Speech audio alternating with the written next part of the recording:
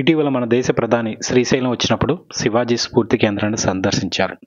శివాజీ స్ఫూర్తి కేంద్రం శ్రీశైలం ఆలయానికి 700 మీటర్ల దూరంలో ఉంటుంది.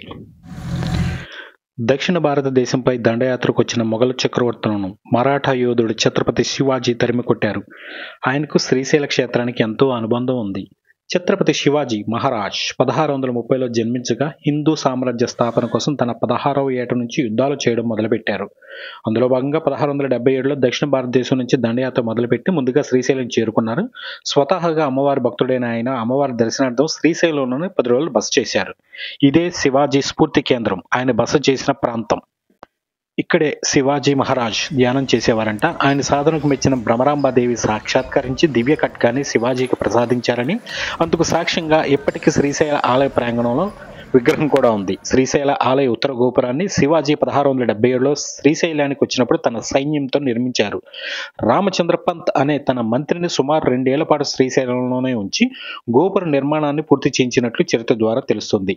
శివాజీ ధ్యానం చేసిన ప్రాచీన కట్టడం శిథిలం కావడంతో అక్కడే శివాజీ ధ్యాన మందిరాన్ని నిర్మించారు. ఛత్రపతి శివాజీ బస చేసిన ప్రదేశంలో ఛత్రపతి శివాజీ స్ఫూర్తి కేంద్రాన్ని నిర్మించారు. అదే ఈ చక్రవర్తి మహారాజ్ స్ఫూర్తి కేంద్రం. ఈ స్ఫూర్తి కేంద్రంలో పట్టాభిషిక్తుడైన ఛత్రపతి శివాజీ కాంస్య విగ్రహం ఏర్పాటు చేశారు. అలాగే 10 మందితో కూడిన శివాజీ మంత్రి మండలి సాక్షాత్కరించేలా దర్బార్ నెలకొల్పారు. శివాజీ జీవిత చరిత్రను పర్యాటకులు తెలుసుకునేలా ఫైబర్ మెటీరియల్తో 23 బ్లాక్లలో 3D చిత్రాలు ఏర్పాటు చేశారు. తెలుగు, హిందీ, ఇంగ్లీష్, కన్నడ భాషల్లో జీవిత చరిత్ర విశేషాలు వివరించారు.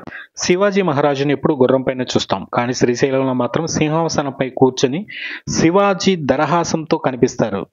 పైన గొడుగు కూడా ఉంటుంది. ఈ స్ఫూర్తి కేంద్రం 1975లో శివాజీ మెమోరియల్ కమిటీ ఏర్పాటైంది. 1983లో శివాజీ స్ఫూర్తి కేంద్రానికి అప్పటి మహారాష్ట్ర ముఖ్యమంత్రి వసంత దాదా పాటిల్ శంకుస్థాపన చేశారు.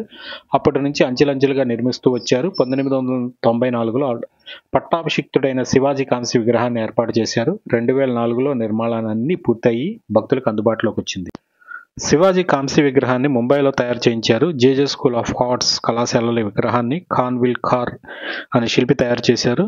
చిత్రంతో కలిపి 12 అడుగుల ఎత్తులో 4.5 టన్నుల బరువుతో ఈ విగ్రహం ఉంటుంది. ఈ కాంస్య విగ్రహాన్ని చాలా ఖరీదుతో చేయించారని అంటుంటారు.